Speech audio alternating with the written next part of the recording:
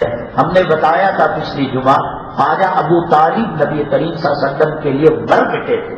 ان کا رونا ان کا رونا، ان کا کھانا ان کا کھانا. ایک مرتبہ کسی نے کہا کہ یہ بکریاں چرانے جاتے تھے خواجہ ابو طالب کو، کچھ لوگوں نے گھیر لیا ہے محمد صلی اللہ علیہ وسلم کو، بیان سے تلوار نکال لی اور کہا جب تک میں ان دشمنوں کا خاتمہ نہیں کروں گا ایک ایک نوالا میرے اوپر حرام ہے. بہت بہت چاہتے تھے.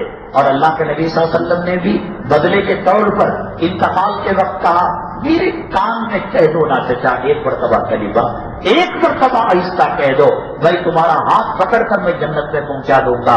انہوں نے کہا کہ لوگ کہیں گے کہ موت کے ڈر سے خواجہ ابو طالب ایمان لے کر آیا، بغیر ایمان کے رخصت ہو گئے اور قیامت کے دن جہنم کی آگ کی جوتیاں ان کے پیروں میں پہنائی جائیں گی، سر کا بھیجا کھولے گا. تو ایک ادنا عذاب یہ ہے، بڑا عذاب کیا ہو سکتا ہے؟ ان کو تو ہدایت نہیں ملی، ساری زندگی انہوں نے خدمت کی. ہندا اور وحشی حضرت حمزہ رضی اللہ تعالیٰ عنہ کو شہید کیا، اور اللہ کے نبی صلی اللہ علیہ وسلم جتنے اموات ہوئے، جتنے شہداء ہوئے، کسی پر اتنا نہیں رویا جتنا حضرت حمزہ رضی اللہ تعالیٰ عنہ پر رویا. مدینہ طیبہ جب گئے لوٹ کر جنگ سے فارغ ہو کر، پھر وہاں رونے دھونے کی آوازیں آئیں، پھر رویا آپ نے. جنازے کو اٹھانے نہیں دیتے تھے. ان کا جنازہ آیا رکھ کر پڑھایا، ان کا جنازہ آیا 2 نمبر رکھ کر پڑھایا، 5 نمبر کا آیا رکھ کر 70 مرتبہ اللہ کے نبی صلی اللہ علیہ وسلم نے حضرت حمزہ رضی اللہ تعالیٰ عنہ کی نماز جنازہ پڑھی ہے اور پڑھائی ہے، اور بہت پیار کیا کرتے تھے. اور وحشی اور ہندا نے جس حساب سے قتل کیا اور جس حساب سے شہید کیا، اس کی مثال نہ اس وقت تک مل سکتی ہے تاریخ میں، نہ شاید قیامت تک مل پائے گی. سب سے پہلے دنیا کے اندر کسی مقتول اور کسی قتل کیے ہوئے، مرڈر کیے ہوئے شہید کے اعضاء کو کاٹ کر اس نے ہار بنایا اور گلے کے اندر پہنا. رانوں کو مار مار کر شعر و شاعری کرتی تھی. کلیجے کو لے کر کچا چبایا، جب کڑوا دکھا تو الٹی کر دی. اللہ کے نبی صلی اللہ علیہ وسلم فتح مکہ کے موقع پر فرمایا ہر کسی کو لا تثریب علیکم الیوم اذهبوا انتم الطلقاء، سب کے لیے باقی ہے.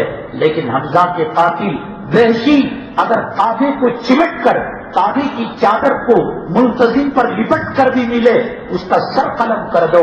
بہت پیار کرتے تھے حضرت حمزہ رضی اللہ. وہ اس وقت تک مسلمان نہیں ہوئے، بھاگ کر چلے گئے طائف کہ مسلمانوں اور آقا کے ہاتھ لگوں گا تو میرے جسم کے ٹکڑے ٹکڑے کر دیں گے. وہاں سے نکل کر جب لوٹ کر مدینہ طیبہ گئے، نبی کریم صلی اللہ علیہ وسلم چادر کو ڈھک لیا جیسے کوئی مسافر ٹھنڈ کے زمانے میں چادر کو اوڑھتا ہے، آنکھوں کو کھلا رکھا اور نبی کریم صلی اللہ علیہ وسلم کی مجلس میں پہنچ گئے. اللہ کے نبی صلی اللہ علیہ وسلم نے کہا دکھائی تو نہیں دے رہا چہرہ، کون ہو تم؟ من انت؟ تو دبے دبے روتے الفاظ میں کہا انا وحشی. وحشی. حضرت عمر نے تلوار نکال لی، حضرت صدیق نے تلوار نکال لی، چھٹ پٹ تلواریں. اللہ کے نبی اجازت دیجیے کہ اس کو واصل جہنم کر دو، اس کو قتل کر دو.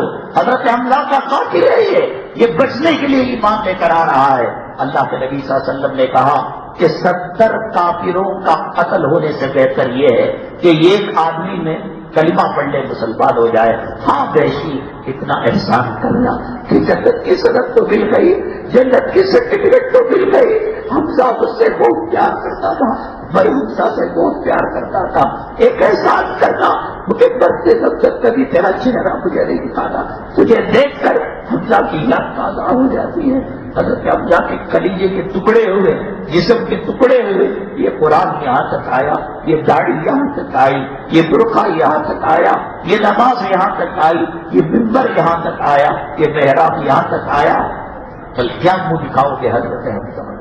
کل کیا منہ دکھاؤ گے حضرت حسن و حسین کو، کربلا کے شہداء کو؟ یہ کہو گے کہ جوڑو کی غلامی میں لگ گیا تھا. ہندا کو جو ایمان ملا تو صحابی نے کہا یہ تو خیر کلمہ پڑھ کر چلا گیا.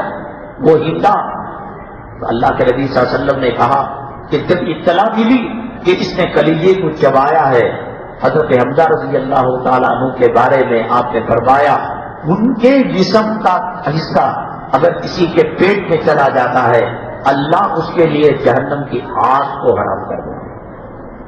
اتنے بابرکت تھے کہ دشمنی میں ہندا نے کلیجے کو چبایا، پھونک دیا تھا، لیکن کچھ حصہ منہ میں اس کا عرق وغیرہ رہتا ہے، وہ پیٹ میں چلا گیا. اللہ کے حضرت ہندا کی ایمان لانے کا سبب کلیجہ بنا. ہدایت اللہ کے ہاتھ میں ہے. ابو طالب ساری زندگی خدمت کر کر بغیر ایمان کے گئے. ہندا حضرت حمزہ کا کلیجہ چبا کر صاحب ایمان